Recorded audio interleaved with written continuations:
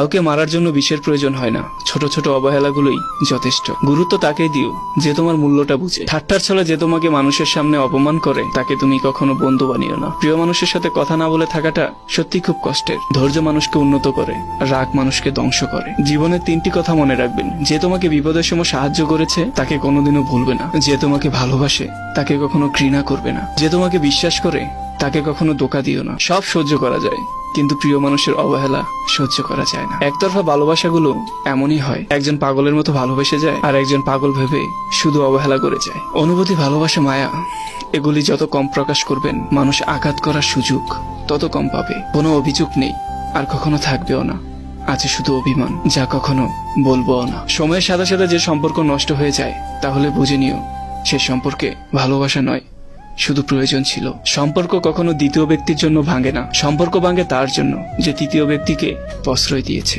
সত্যিকারের ভালোবাসার মানুষ তো সেই যে ঠান্ডা লাগা